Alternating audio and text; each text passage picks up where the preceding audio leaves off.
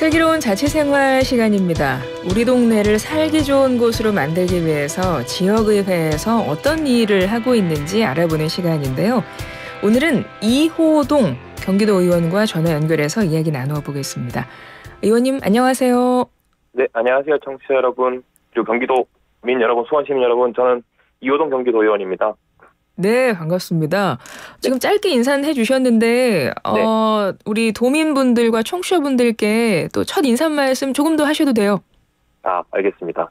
저는 수원을 지역구로 두고 있고요. 구체적으로는 원천동과 영통 지역구로 활동하고 있습니다. 국민의힘 소속이고요. 경기도의회에서는 교육기획위원회에 배속되어서 활동하고 있습니다. 이렇게 만나 뵙게 되어서 영광입니다. 네, 반갑습니다. 제가 의원님 이력을 보다 보니까 눈에 띄는 이력이 있어서 이것 좀 여쭤볼게요. 현재 대한럭비협회 이사신데 럭비 하셨어요? 이건 없던 질문인데. 네, 대학교 때 럭비를 했었습니다. 대학교 때. 네네. 근데 지금도 이거 협회 이사하시면 지금도 뭐 관련한 스포츠 관련해서 계속 일하시는 거 아니에요? 맞습니다. 그 대학교 때 그런 인연이 있어가지고 럭비협회에서 활동을 또 하게 됐습니다. 제가 왜 이게 특이한 이력으로 제가 받아들였냐면 사실 럭비라는 게 우리가 대중적으로 그렇게 막 익숙한 스포츠는 모르겠습니다. 저는 아직 아닌 것 같아서 조금 낯설게 느껴져서 이 럭비가 어떤 스포츠인지 짧게 소개해 주실 수 있어요? 감사합니다.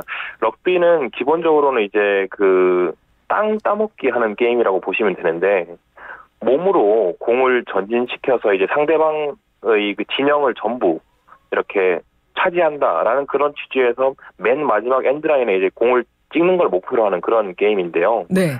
총 15명이 뛰고 있고 이제 맨몸 사실은 미식축구랑 많이 헷갈리시는데 미식축구 같은 경우에는 이런 헤드기어 같은 거를 쓰는 모습들을 많이 볼 수 있고요. 네. 럭비는 맨몸으로 하는 그런 스포츠입니다. 맨몸으로. 영화 같은 거 나오면 굉장히 막 과격해 보이고 막 다치는 거 아닌가 이런 생각도 드는데 그 정도는 아니고요. 과격한 건 아니고요. 제가 사실은 대학교 때 럭비 하다가 이제 이빨이 4개가 부러지는 그런 불상사가 있게 했었는데요. 많이 잘하면 안 다칩니다. 저처럼 못하면 다치고요. 아니 대한 럭비협회 이사시면 앞으로 럭비의 대중화를 위해서 노력하셔야 되는데 대학교 때 다친 거. 네네네. 지금은 잘 아물었습니다. 그러니까요. 예, 그렇고요. 사실 이렇게 럭비에 대해서 제가 워낙 이제 의원님의 이력을 보다 보니까 너무 그게 눈에 띄었고 되게 궁금해서 한번 이걸 먼저 여쭤봤고요. 현재 그러니까 대학교 때 럭비도 하셨고 지금도 관련해서 협회 이사도 하시고 얼마나 굉장히 에너지가 넘치시는 분일까가 사실 기대가 돼서 이거 먼저 좀 여쭤봤습니다. 아이고 감사합니다. 예, 청취자 여러분 다시 한번 말씀드리지만 이분은 스포츠 선수 아니시고 의원이십니다. 경기도 의원이세요. 이호동 의원님이신데 의정 활동 이야기 이제 여쭤볼게요. 네. 최근에 입법 예고한 조례안이 있습니다. 세월호 관련한 조례안인데요. 일단 이게 어떤 내용이 담겼습니까? 설명부터 해주실까요? 경기도 교육청에서는 세월호 참사 희생자 추모의 날 지정에 관한 조례를 2014년 이제 당시에 제정해서 현재 시행되고 있는데요. 주된 내용은 이제 참사가 발생한 4월 16일을 추모의 날로 지정하고 또 그 추모의 날에 속한 주간을 추모 주간으로 지정하고요. 추모의 날 행사나 추모관 조성 등을 할 수 있는 근거를 둔 조례입니다. 그런데 이 조례의 희생자, 추모의 대상이 되는 희생자에 보게 되면은 그 당시에 이제 구조되셨던 이 인솔 총책임자이신 강민규 교감 선생님 같은 경우에는 빠져 있는 부분이 있습니다. 예. 그래서 다만 이제 참사 이후에는 전 국민이 사실은 비통한 슬픔에 빠졌었고 그 과정에서 강전 교감 선생님에 대해서는 우리 사회가 조금 세심하게 살피지 못한 측면이 저는 분명히 있다고 생각을 하고요.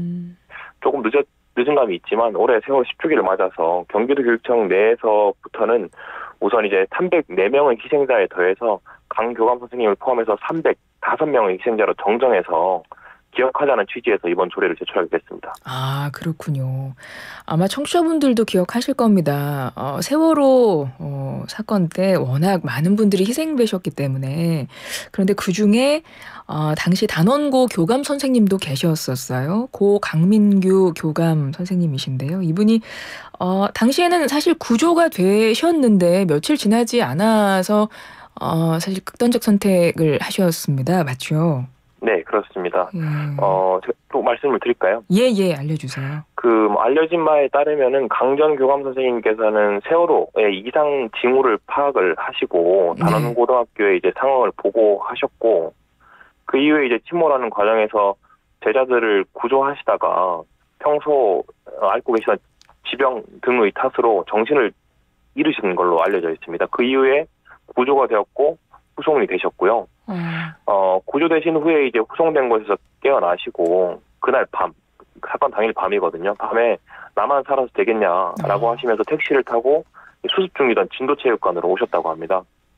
이후에 이제 진도 현지에서 동료 교사들과 함께 사태 수습을 하셨다고 하고요. 참사 다음 날인 4월 17일 밤 9시 50분경에 현장에 사라지셨고, 네. 그리고 그 다음 날인 18일 오후경에 진도 실내체육관 뒤 야산에서 이제 목을 매신 채로 이렇게 발견이 되셨습니다.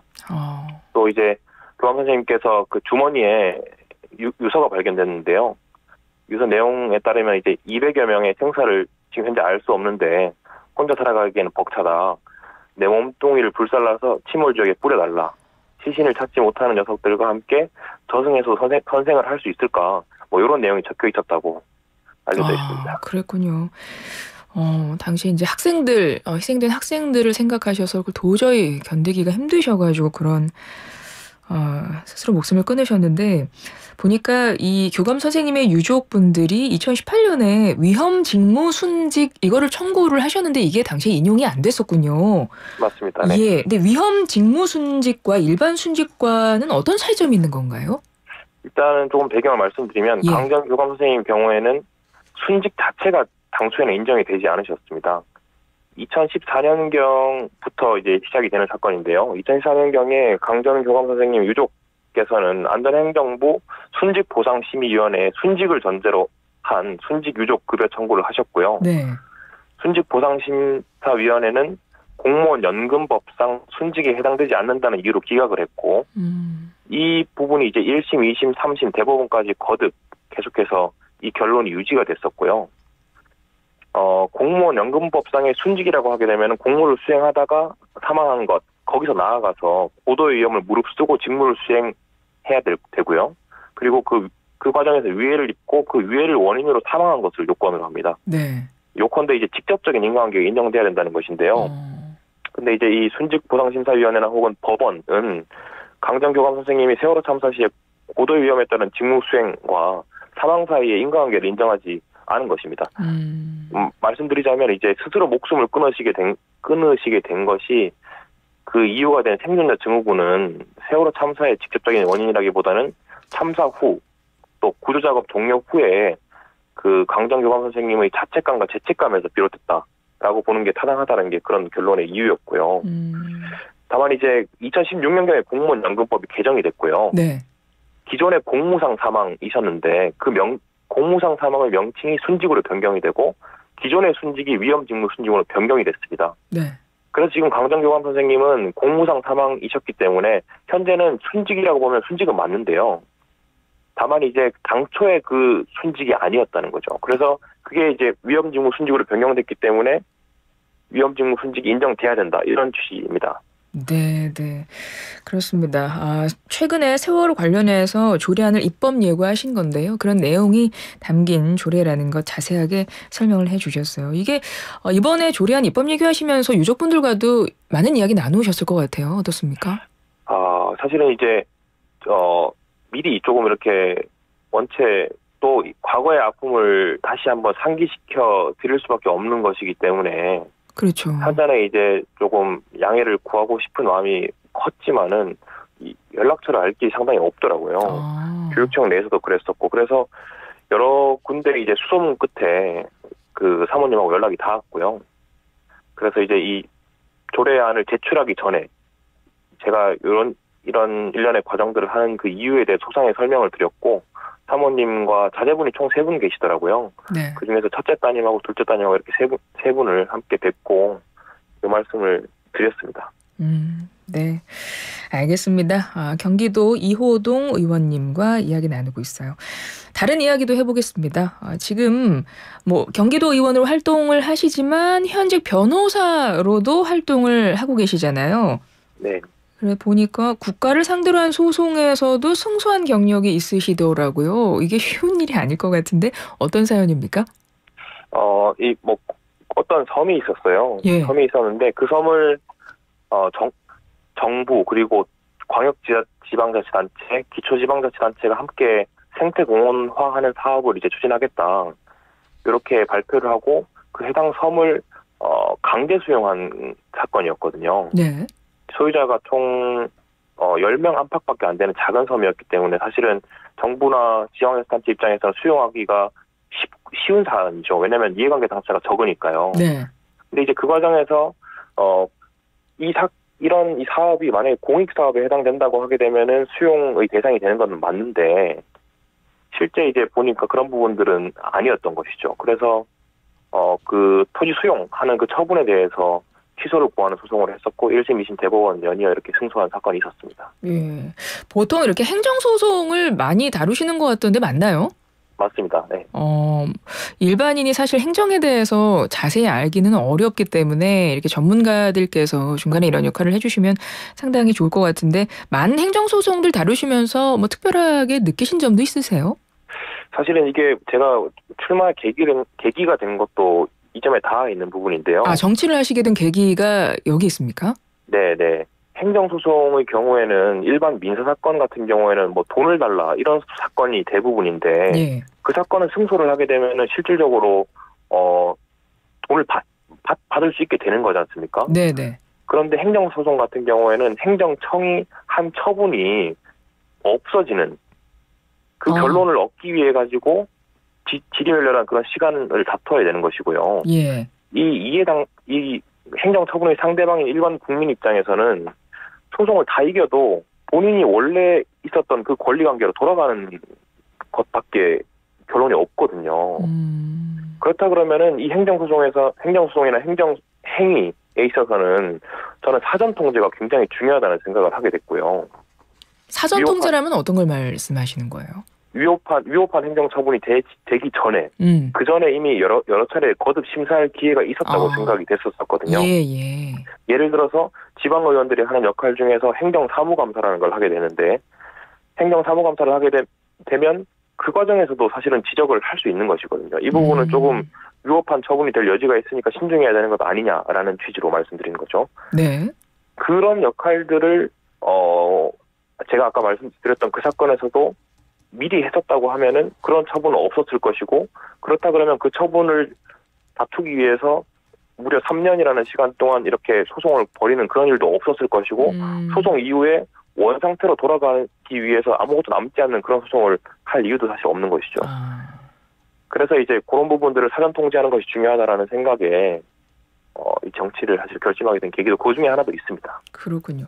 근데 정치를 해보시니까 어떠세요? 쉽지 않네요. 어떤 부분이 가장 좀 어렵습니까? 일단은 이 공직자 집행부 같은 경우에는 20년, 30년 된 굉장한 전문가들이고요. 네.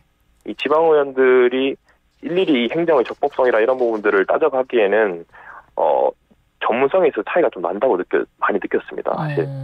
그런 부분들을 보완하기 위해서 정책지원관 제도도 이제 신설이 되고 했지만 여전히 조금 부족한 부분이 있는 것 같고 그런 부분들은 이제 개별 의원님들께서 자기 개발을 하시거나 하셔서 보완해야 될 부분이라고 생각이 됩니다. 그렇군요.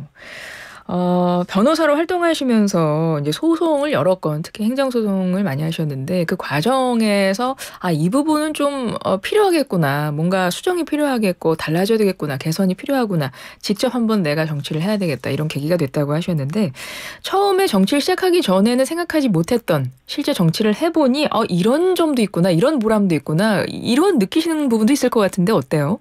이런 어떤 거 말씀 잘 못 들었습니다, 방금. 그러니까 처음에 정치를 시작한 계기가 아까 뭐 행정소송이나 이런 걸 하시면서 좀 부당한 부분, 국민에게 이제 이런 부분을 좀 개선이 필요해서 내가 직접 정치를 해봐야 되겠다 생각하셨다고 했는데 실제 해보니 내가 생각했던 부분 말고 이런 것도 할 수 있구나라는 생각에 보람을 느끼셨던 부분도 있으세요? 보람이요? 네. 일단은 대부분 다 민원인 거죠. 민원들을 제기하게 되면은 뭐 민원 처리에 관한 법률에 따라서 회신이 되고 하지만 네. 실질적으로 민원 입장에서 체감할 수 있는 민원 해결이라고 보기에는 어려운 부분도 아마 많으실 것 같다는 생각이 들거든요. 저도 네. 일반 어떤 시민 입장에서. 네네. 그렇지만 이제 개별 의원이 행정사무감사라든지 혹은 업무보고 자리에서 지적한 부분들 관련해가지고는 조금 더 신속하고 조금 더 확실하게 해결된다 이런 생각을 했습니다. 그래서 이제 민원의 창구의 역할을 충실하게 할 수 있는 부분은 굉장히 보람차다 이런 생각을 합니다. 그러시군요. 의원님 최근 자유발언에서 이런 말씀하셨더라고요.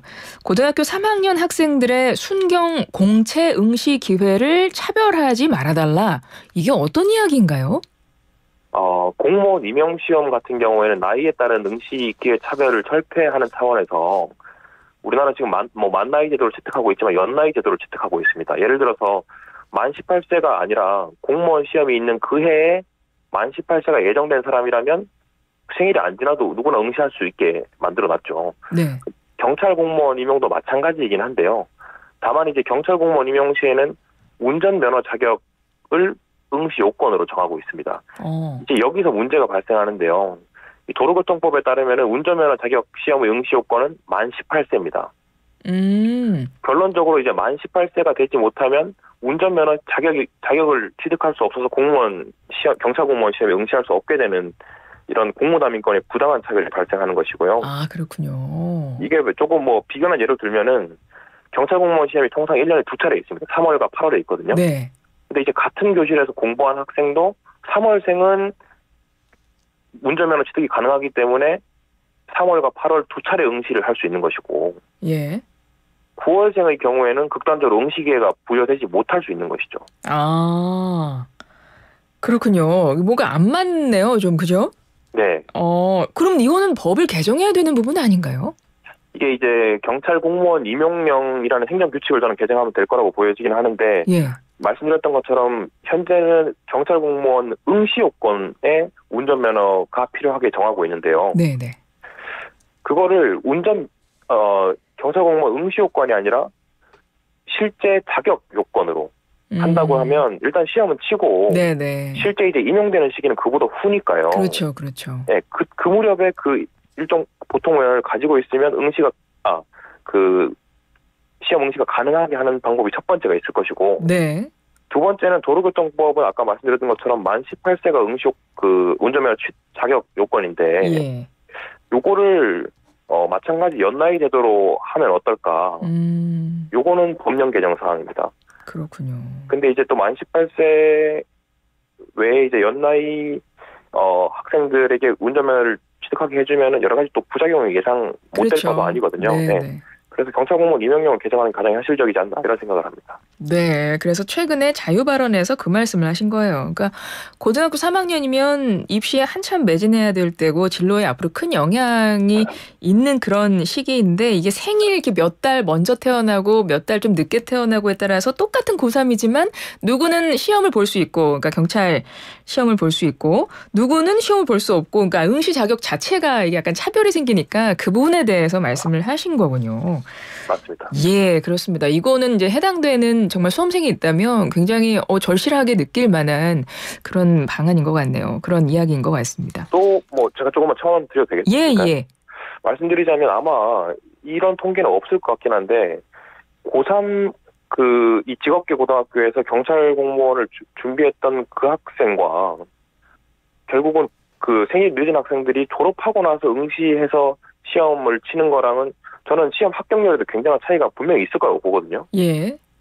왜냐하면은 공부를 한참 하다가 치는 거랑 그 이후에 하는 거랑은 다를 거라고 보여지기도 하는데 이 부분은 구체적인 통계는 없더라고요. 알겠습니다.